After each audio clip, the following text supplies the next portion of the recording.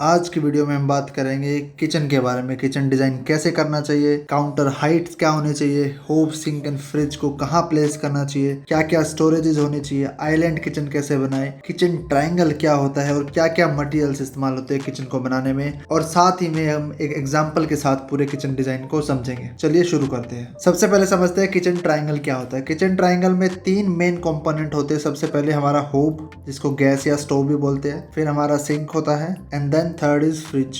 होब जहाँ पे हम लोग खाना बनाते हैं, कुक करते हैं, सिंक जहाँ पे बर्तन धुलते हैं, और फ्रिज जहाँ से खाना बनाने के लिए कुछ कुछ सामान हमें इस्तेमाल करना पड़ता है। इन तीनों के कॉम्बिनेशन को, इन तीनों के रिलेशन को किचन ट्रायंगल बोलते हैं। तो इन तीनों की प्लेसमेंट कुछ इस तरीके से होना चाहिए कि ना तो बहुत पास होना चाहिए एक दूसरे के, ये सब कुछ, ना ही बहुत ज्यादा दूर। अदरवाइज किचन को एक्सेस करने में, किचन में काम करने में काफी प्रॉब्लम आने वाली है। चलिए किचन डिजाइन को एक लाइव एग्जांपल के साथ समझते हैं। ये एक आइलैंड किचन है, थोड़ा सा बड़ा किचन है, लेकिन इसमें काफी कुछ आपको सीखने को मिलेगा। अगर आप किचन ट्रायंगल की बात करो तो इसमें एक ट्रायंगल यहाँ पे बन जाता है, जिसमें कि सिंक यहाँ पे है, होब यहाँ पे है, एंड ये फ्रिज है। दूसरा जो ट्रायंगल है वो यहाँ बन जाता है।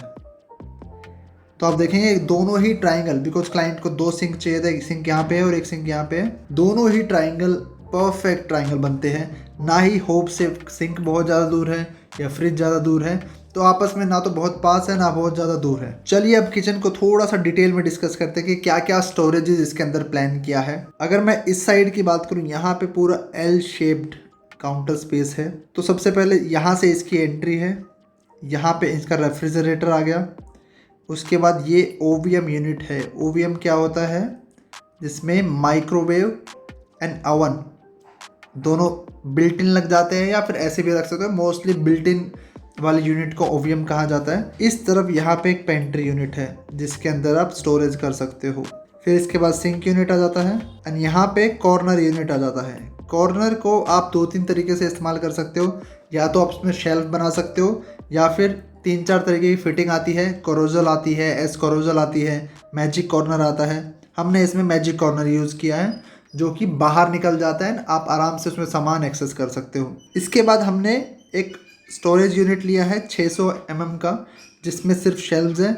यहाँ पे 2 लार्ज ड्रॉर्स है, एल ड्रॉर्स, मतलब 2 लार्ज ड्रॉर्स। उसके बाद यहाँ पे MML है, MML माने 2 मीडियम और 1 लार्ज ड्रॉर। इसके बाद यहाँ पे ग्रेन ट्रॉली है। ग्रेन ट्रॉली नॉर्मली 600 mm में ही आता है, लेकिन इसमें क्या होता है, एक स्मॉल ड्रॉर होता है और उसके नीचे एक्स्ट्रा लार्ज ड्रॉर होता है, जिसके अंदर आप ग्रेन रख सकते हो। एंड यहाँ पे because there is a window, तो यहाँ पे जो शेल्फ है वो थोड़ा सा कम डेप्थ का लिया है, ताकि आप ओपन में कुछ स्टोरेज बना सकते हो या क्रॉकरी यूनिट टाइप कुछ बना सकते हो। अगर मैं इस तरफ की बात करूँ, ये मोस्टली हमारा वेट काउंटर है।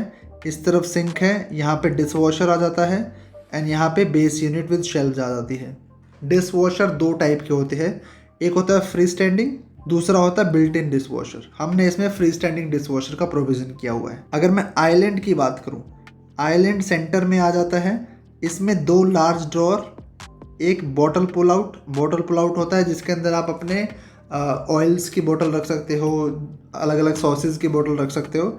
एंड देन होब के नीचे MML हो गया हमारा medium large door, 2 medium 1 large door. Island kitchen को बनाने के लिए सबसे ज़रूरी चीज़ ये है कि आइलैंड के चारों तरफ जो ये ग्रीन कलर में मैं मार्क कर रहा हूँ, ये सर्कुलेशन स्पेस है। आइलैंड के चारों तरफ कम से कम 1050 या 1100 का सर्कुलेशन स्पेस होना चाहिए। आइडियली 1200 होना चाहिए, लेकिन स्पेस अगर कम है तो 1050 में भी काम चल जाएगा। तो ये था किचन का प्लानिंग।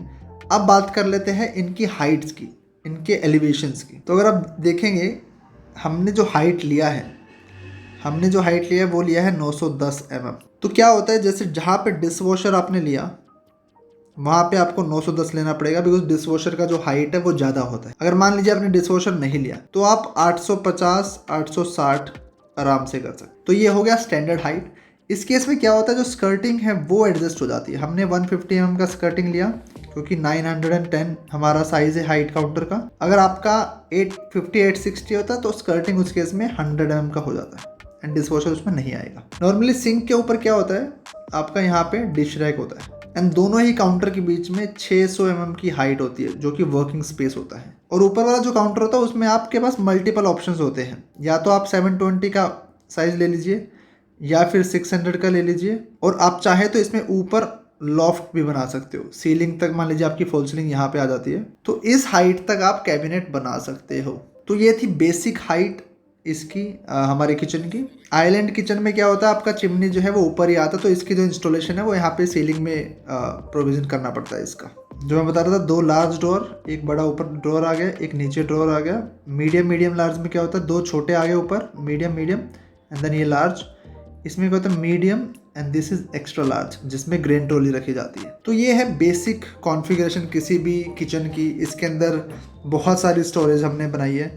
आप देखेंगे जो ये वाला एलिवेशन था, इस तरफ वाला एलिवेशन, इसमें रेफ्रिजरेटर आ गया, उसके बाद ओवीएम यूनिट आ गया एंड देन पेंट्री यूनिट आ गया। इसमें नॉर्मली क्या होता है, नीचे आ जाता है ओवन, ऊपर माइक्रोवेव आ जाता है। जैसे मैंने बताया, सिंक यूनिट के ऊपर एक डिश रैक आ जाता है जिसमें आप बर्तन धुलने के बाद आप बर्तन रख सकते हो। अब बात करते हैं मटेरियल्स की। किचन को डिजाइन करते वक्त वैसे बहुत सारी चीज़ें ध्यान रखनी चाहिए, लेकिन हमने काफ़ी सारी चीज़ें डिस्कस कर ली, क्या होना चाहिए, क्या क्या चीज़ों को ध्यान रखना चाहिए, किचन ट्रायंगल क्या होता है। अब मटेरियल्स की बात करते हैं। मटेरियल्स नॉर्मली 2 जगह पे यूज होता है। एक तो होता है इंटरनल कैबिनेट, जिसको कारकस बोलते हैं। दूसरा होता है फिनिशेस। फिनिशेस क्या होगा, जो बाहर से दिखाई दे रही है, जो शटर्स है हमारे, ड्रॉअर्स हैं, उन पे क्या चीज़ लग रही है। सबसे पहले बात करते हैं इंटरनल कैबिनेट का जो मटेरियल है वो। नॉर्मली 4-5 तरीके की किचन आजकल यूज होती है। HDHMR में किचन काफ़ी बनती है, प्लाईवुड में बनती है, MDF में बनती है, पार्टिकल बोर्ड में बनती है, स्टील में भी बनती है। तो जितनी भी लकड़ी वाली किचन है उसमें इन चारों में से आपको इन 2 में से 2 के अलावा किसी में नहीं जाना। HDHMR आइडली यही यूज होता है सबसे ज्यादा।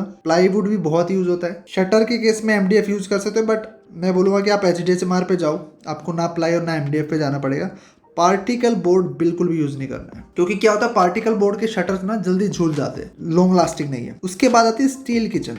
स्टील किचन देखिए वैसे तो हर तरीके से ठीक है, इसमें ना तो टर्माइट लगता है ना मॉइस्चर लगता है, फिनिश भी ठीक ठाक आ जाती है। लेकिन आप जब उसको टच करते तो आपको पता है कि स्टील है। कुछ कंपनियां बनाती है रेजिडेंशियल के लिए भी, बट मोस्टली ये कमर्शियल में ज़्यादा यूज होता है। बट आजकल रेजिडेंशियल में भी स्टील किचन्स आ गई है। अब बात करते हैं शटर के ऊपर फिनिश का जो लैमिनेट मटेरियल होता है वो, उसमें हमारे पास काफ़ी सारे ऑप्शन आ जाते हैं। सबसे पहले आता है अक्रेलिक। अक्रेलिक क्या होता है, थोड़ा सा प्रीमियम लुक देता है और हाई ग्लोस फिनिश देता है। तो अगर आपको अपना हाई एंड किचन बनाना है तो आप अक्रेलिक पे जरूर जा सकते हो। 1-2 डिसएडवांटेजेस, एक तो कॉस्ट इसका थोड़ा हाई होता है और रेगुलर क्लीनिंग इसको चाहिए होता है। अगर आपको मेंटेनेंस करने का कोई प्रॉब्लम नहीं है तो आप अक्रेलिक पे जरूर जाइए, बिकॉज क्या होता है, अक्रेलिक ग्लोसी है तो उस पर जैसे हाथ लगेगा किसी का तो वो छप जाता है, तो आपको रेगुलर उसको साफ करते रहना पड़ेगा। फिर आ जाती है पीयू फिनिश। पीयू एक पेंट होता है। एक तो ये रॉयल लुक देता है, बिल्कुल प्रीमियम लग्जरी लुक देता है। हाई ग्लोस पीयू हो जाता है। मैट में भी आता है, बट नॉर्मली पीयू लोग लेते हैं हाई ग्लोस के लिए। मेंटेनेंस थोड़ा हाई है जैसे कि एक्रेलिक का है, और कॉस्ट भी हाई है, बट देखने में किचन बहुत सुंदर लगती है। मल्टीपल कलर ऑप्शंस आ जाते हैं। आपको कोई लैमिनेट नहीं चूज करना, आप कलर थीम कोई भी चूज कर सकते हैं इसके अंदर। फिर आ जाता है वीनियर। वीनियर अगर आपको नेचुरल वुड लुक अपने किचन में चाहिए तो वीनियर पे जरूर जा सकते हो। वीनियर भी काफ़ी क्लासिकल और प्रीमियम फील देता है। टच एकदम रियल वुड होता है, because veneer real would he होता है। किचन में अगर आपको वार्मथ डालना है तो वीनियर पे आप जा सकते हो। अगेन कॉस्ट इसका भी हाई होता है एंड मेंटेनेंस भी हाई होता है, बिकॉज क्या पॉलिश वीनियर के ऊपर पॉलिश होती है और थोड़े टाइम बाद वो पॉलिश 4-5-6 साल बाद वो निकलना स्टार्ट कर देता है, फिर आपको रीपॉलिश कराना पड़ेगा। फिर आ जाता है लेमिनेट। सबसे ज्यादा किचन में लेमिनेट यूज होता है, बिकॉज लेमिनेट एक तो कॉस्ट इफेक्टिव है, ऑप्शंस की वैरायटी बहुत ज्यादा है, बिकॉज फैक्ट्री मेड प्रोडक्ट है, ग्लॉस और मैट दोनों में अवेलेबल है। इसके अलावा लेदर फिनिश में डिफरेंट पैटर्न्स में भी अवेलेबल है। तो आप लेमिनेट पे जा सकते हो आराम से, अगर आपको कॉस्ट इफेक्टिव देखना है, अगर आप ज़्यादा मेंटेनेंस नहीं करना चाहते, राइट। इसकी एक डिसएडवांटेज होती है, क्योंकि लैमिनेट ऊपर से चिपकता है, इसके ऊपर एज बैंड टेप चिपकता है, तो कॉर्नर्स कई बार नीट नहीं आते अगर आप कारपेंटर से बनवाते हो। बट आप फैक्ट्री मेड में जाते हो तो फिर भी एक तरीके से अच्छी किचन बन जाती है। फिर आ जाता है मेम्ब्रेन।